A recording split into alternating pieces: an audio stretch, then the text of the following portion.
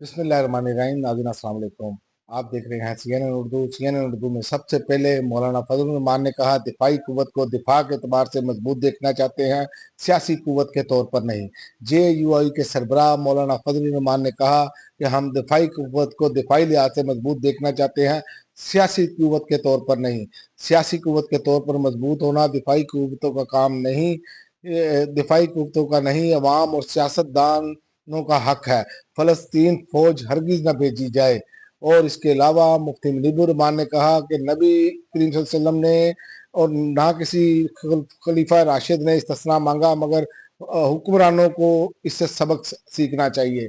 मुफ्ती मुनीबुर रहमान का कहना था कि इस्तिस्ना का मुतालबा तो नबी करीम सल्लल्लाहु अलैहि वसल्लम ने मासूम होने के बावजूद नहीं किया, और ना ही किसी खलीफा राशिद ने अदालत में या अपने इकदाम के लिए इस्तिस्ना मांगा। हमारे हुक्मरानों को इससे सबक हासिल करना चाहिए।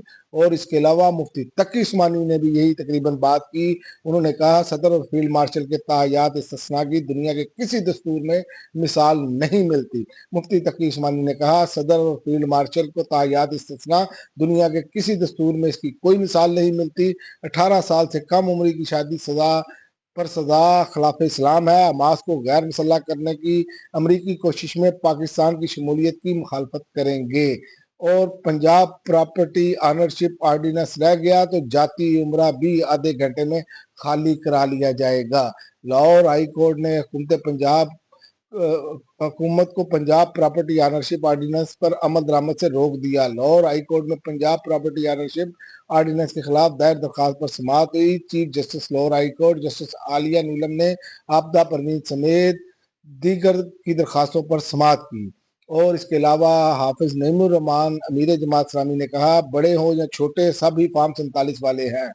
उन्होंने कहा कि मौलाना मदूदी ने जहाद के तस्वर के साथ साथ एक मुनज़्ज़म जमात की बुनियाद रख कर तारीख साज कारनामा अंजाम दिया। इनका कहना था कि सिर्फ फिक्र नहीं बल्कि जमात की अमली अहमियत भी इतनी ही जरूरी होती है।